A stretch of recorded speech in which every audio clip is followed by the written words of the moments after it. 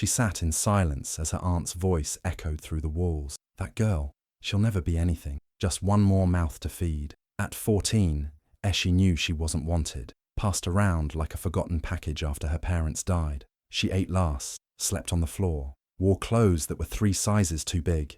They saw a burden, but inside her, a fire was quietly growing. Years later, when her name lit up on global Forbes lists, the same aunt stood in her waiting room, begging for 5 minutes.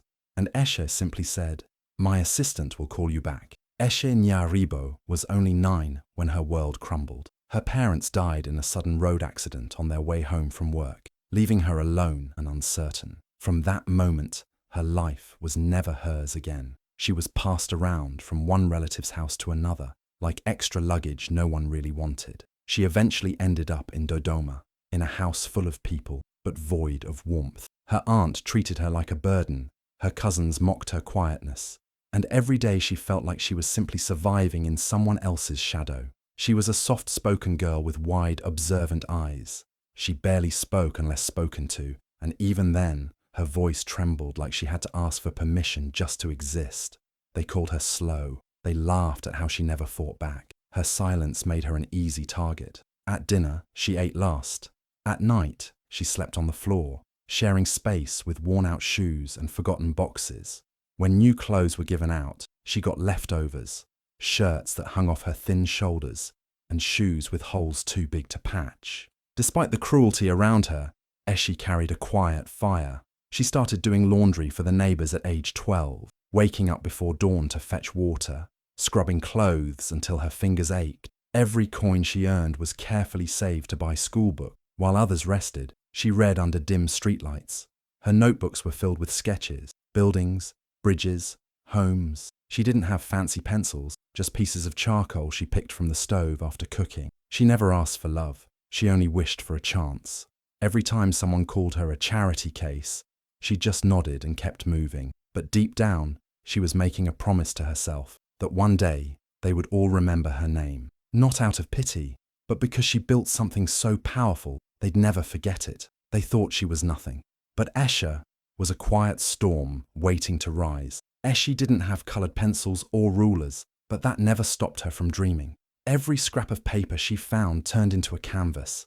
She used pieces of charcoal from the cooking fire to sketch buildings, towers with wide glass windows, homes with safe, warm rooms. Her drawings were full of vision, even if no one around her could see it. She dreamed of being an architect, not because someone told her she could, but because building something strong and beautiful felt like the opposite of her broken world. But the people she lived with never encouraged dreams.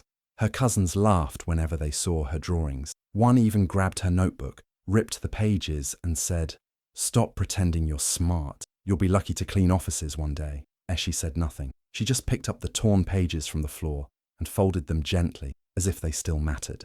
One night, it rained heavily. The roof leaked above the small corner where she slept. She sat hugging her knees, listening to the thunder. That's when she heard voices in the next room. Her uncle was speaking to a visitor. "She's dead weight," he said, without lowering his voice. "We're just doing God a favor by keeping her." The words hit her harder than the cold wind. She stayed silent in the dark, her tears mixing with the raindrops falling from the roof. That night, something shifted inside her. She realized that no one was coming to rescue her. No one believed in her, and maybe they never would. But that didn't mean she had to accept their version of her story. From that moment, she decided, if the world wouldn't give her a home, she'd build her own, brick by brick, line by line. She would not let their words define her future. She didn't know how or when, but one thing was clear. She wasn't just going to survive. She was going to rise, and one day, the same people who called her a burden would have no choice but to watch her shine. At school, Eshe stayed quiet. She didn't talk much, and she didn't cause trouble.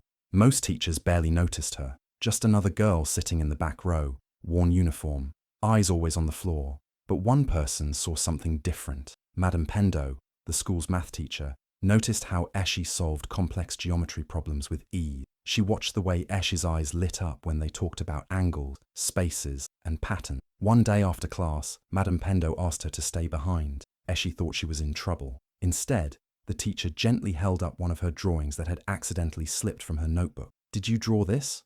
Madam Pendo asked. Eshe nodded slowly. "You don't draw like a student," she said, smiling. You draw like someone who sees the world in layers. That was the first time anyone had said something kind about her talent. The first time someone looked at her like she wasn't invisible. Madame Pendo started giving her extra lessons after school. They didn't just go over math. She taught her how to use basic design software at the local community centre, even paying for her bus fare to attend weekend workshops. She showed her videos of architects around the world, opened up books full of blueprints, and for the first time, Eshe learned there was a whole world where her dreams made sense. Madame Pendo also introduced her to the idea of scholarship. She printed out applications, explained the process, and encouraged Eshe to believe she was worthy of something bigger.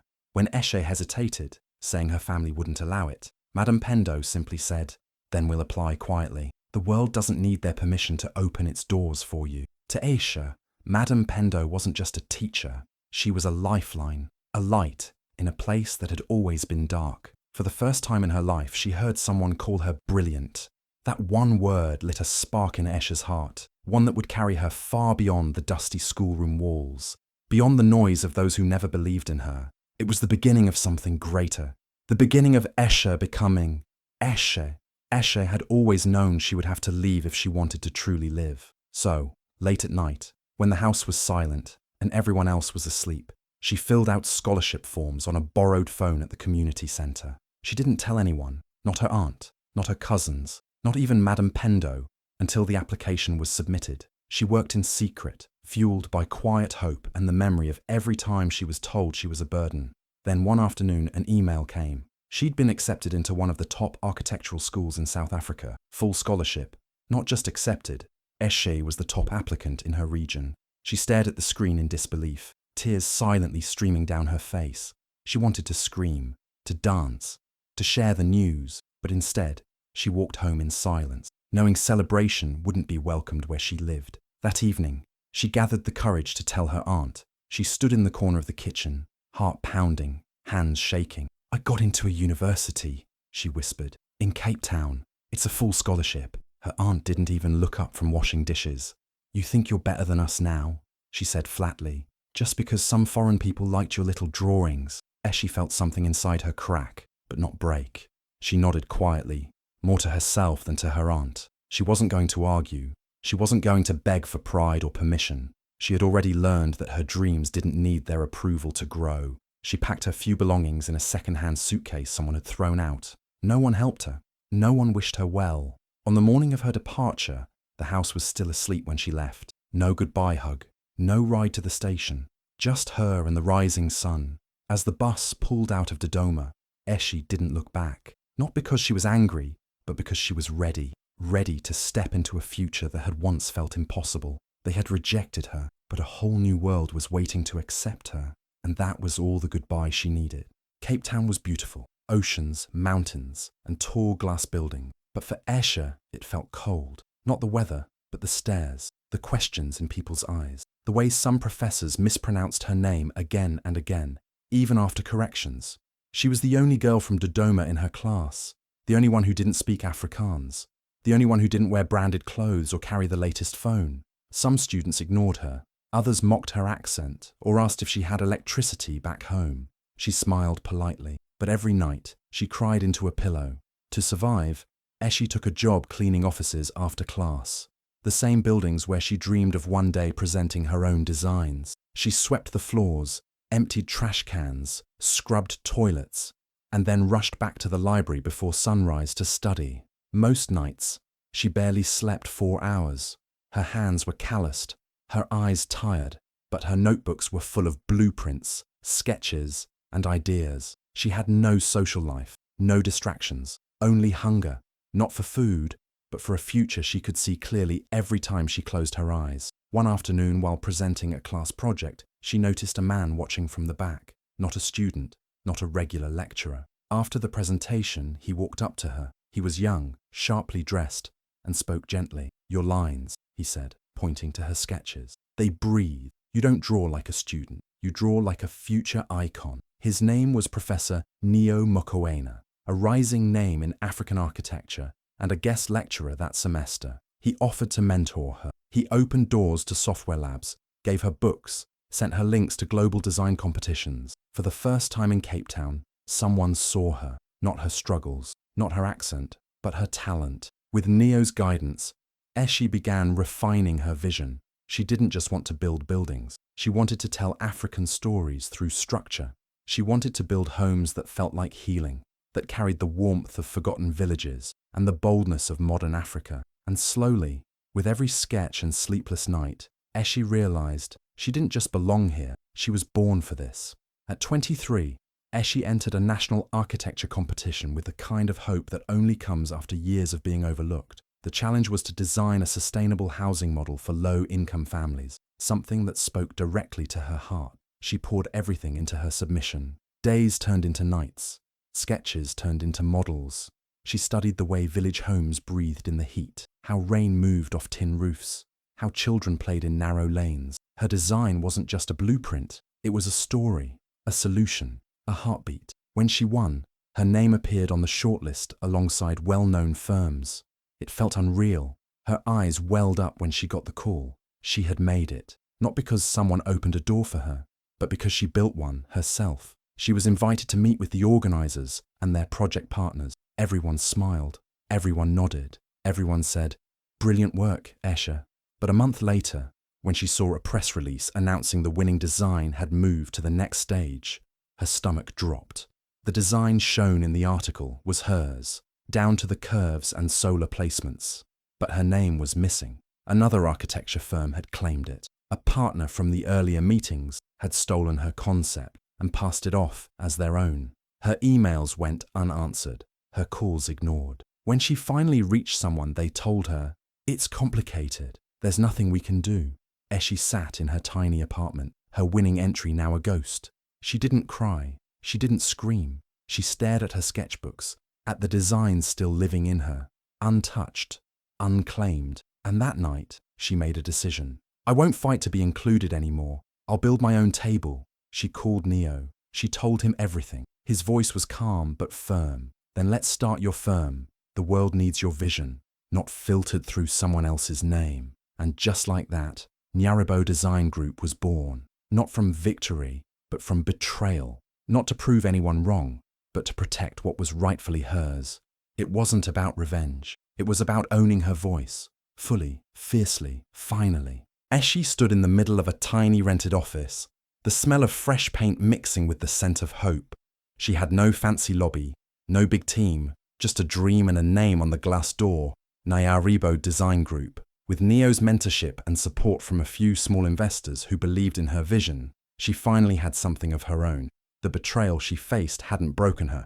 It had lit a fire. Now she would create not just buildings, but opportunities. Her first big project came unexpectedly. A humanitarian organization was seeking proposals for eco-friendly housing for orphans across East Africa. While others submitted traditional, recycled blueprints, Eshe submitted something different. Her designs were alive, circular layouts for community living, natural ventilation system, solar integration, and color palettes inspired by Maasai beadwork and Swahili coral stone houses. It wasn't just about shelter, it was about dignity, culture, and belonging. When her designs were chosen, it sent waves through the architectural world. A young, black female architect, with her own firm, had outshined giants.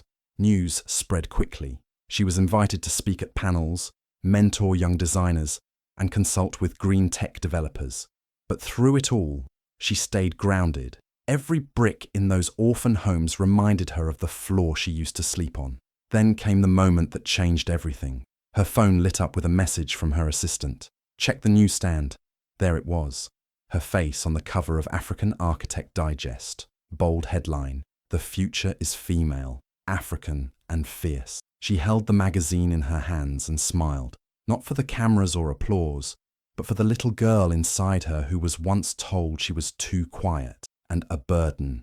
Clients began lining up. Eshe wasn't just a designer, she was a movement. She began creating internship programs for girls from rural areas, holding workshops in small towns, and pushing for sustainable practices rooted in African traditions. Nyaribo Design Group wasn't just a business, it was a revolution, built by the girl no one wanted, now building a future for thousands. At just 28, Eshe stood in the boardrooms of cities she had only seen in books: Dubai, New York, London. Her voice, once called too soft, now commanded attention across continents. Her signature was on contracts worth millions, her design stamp on skyscrapers that touched the clouds. Global firms chased her, clients lined up. She had become the woman behind some of the boldest, most culturally inspired modern buildings the world had seen. But through all the glamour and global attention, Ishi never lost herself. When Forbes Africa announced their 30 under 30 list, her name was not just printed, it was highlighted. Journalists called her a visionary. TV shows invited her. Brands offered endorsements. But instead of chasing the spotlight, Ishi turned her focus homeward. With her first big commission, she didn't buy luxury. She bought land, not for herself, but to build. She returned quietly to Tanzania, to the very village where people once whispered behind her back. And there, she laid the foundation of something greater than fame, opportunity. Her first project was a design school just for girls. No fancy uniform, just charcoal pencils, solar-powered computers, and dreams. Girls who had never touched a blueprint now stood confidently at drawing tables, learning about architecture, engineering, and how to tell their stories through design. Ishi visited often. She sat on the ground with them, rolled up her sleeves, and listened. "You're not here by luck," she told them. "You are the future planners of Africa." And while others posted selfies from yachts and galas, Ishi posted sketches of earth-friendly classrooms and hand-drawn notes from her students. She wasn't just making headlines, she was making history. The world continued to call. Dubai wanted her again. New York wanted her again. But she never forgot her roots. She still remembered the floor she used to sleep on, the spoon she had to share, the nights she went to bed without dinner. Now she built homes with warm lighting and soft pillows, schools with wide windows and open skies, because she knew what it meant to grow up in darkness.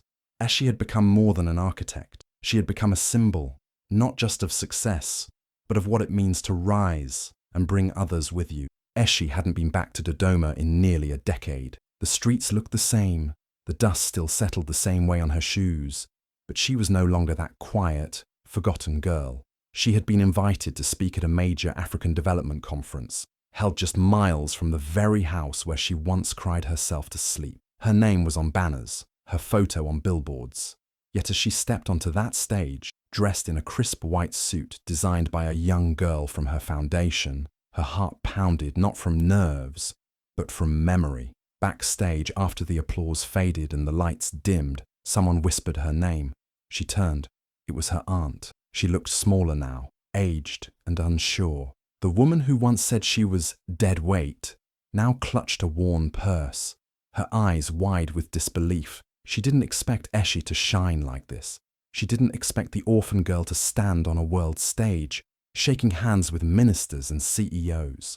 She looked like she'd rehearsed a dozen opening lines, but when she finally spoke, all she managed was, "You remember us?"